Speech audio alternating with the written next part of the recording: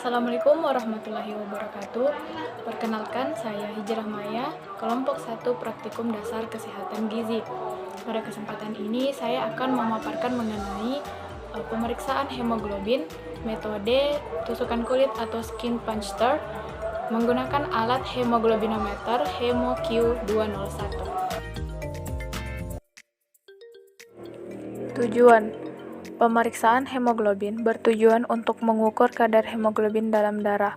Pengukuran hemoglobin ini untuk mengetahui apakah seseorang itu kekurangan darah atau tidak.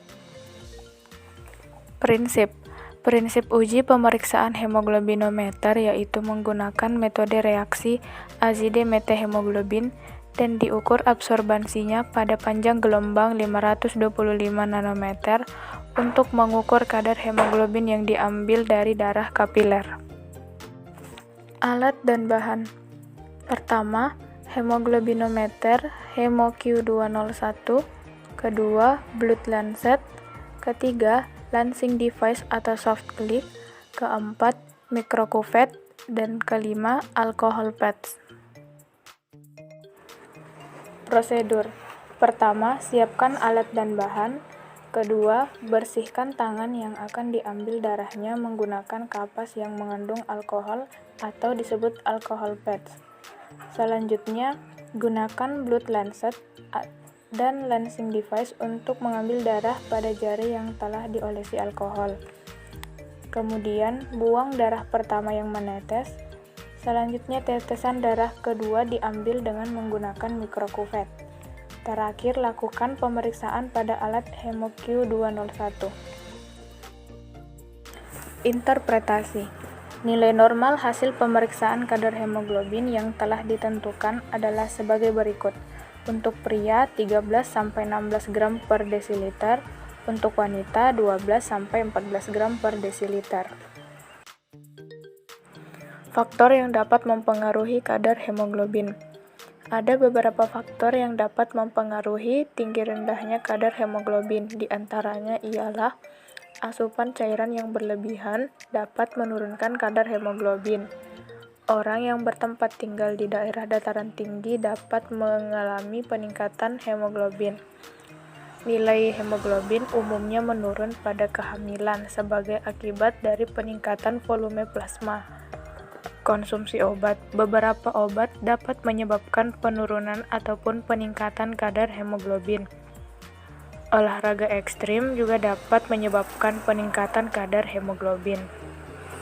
Menstruasi. Kehilangan banyak darah pada saat menstruasi menyebabkan penurunan kadar hemoglobin. Konsumsi zat gizi.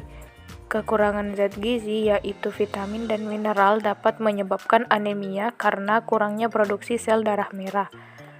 Terakhir, riwayat penyakit. Penyakit kronis seperti AIDS, kanker liver, dan inflamasi dapat menyebabkan gangguan produksi sel darah merah. Dampak kelebihan dan kekurangan hemoglobin.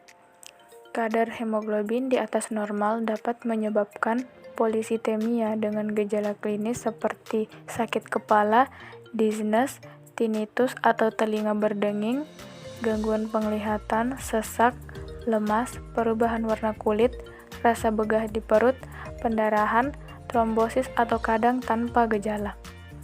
Sedangkan kadar Hb yang turun dapat mengakibatkan gejala awal anemia berupa badan lemah, lelah, kurang energi, kurang nafsu makan, daya konsentrasi menurun, sakit kepala, mudah terinfeksi penyakit, stamina tubuh menurun, dan pandangan berkunang-kunang, terutama bila bangkit dari duduk.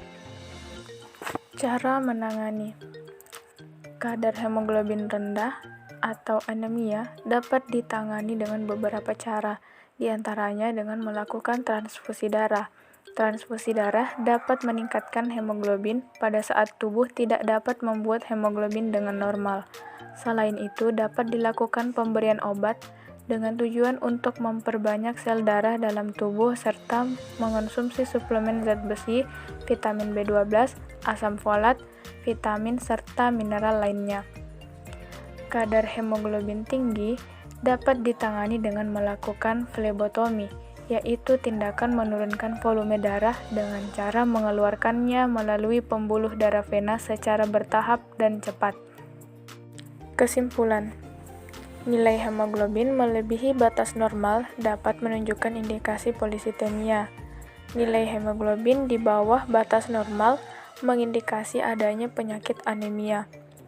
Beberapa faktor yang mempengaruhi kadar hemoglobin yaitu asupan cairan, tempat tinggal, kehamilan, konsumsi obat, olahraga ekstrim, konsumsi zat gizi, menstruasi, dan riwayat penyakit. Kadar hemoglobin di atas normal dapat menyebabkan polisitemia dengan gejala klinis seperti sakit kepala, dizziness, tinnitus, gangguan penglihatan, sesak lemas, perubahan warna kulit, rasa begah di perut, pendarahan trombosis, atau kadang tanpa gejala. Kadar hemoglobin yang turun dapat mengakibatkan gejala awal anemia berupa badan lemah, lelah, kurang energi, kurang nafsu makan, daya konsentrasi menurun, sakit kepala, mudah terinfeksi penyakit, stamina tubuh menurun, dan pandangan berkunang-kunang terutama bila bangkit dari duduk. Adapun cara yang dapat dilakukan untuk menangani kadar hemoglobin yang rendah yaitu transfusi darah, pemberian obat, konsumsi suplemen zat besi. Sedangkan untuk menangani kadar hemoglobin tinggi dapat dilakukan flebotomi.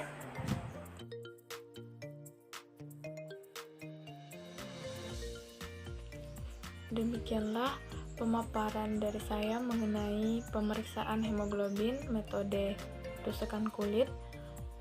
Kurang lebihnya mohon dimaafkan. Terima kasih sudah menonton. Assalamualaikum warahmatullahi wabarakatuh.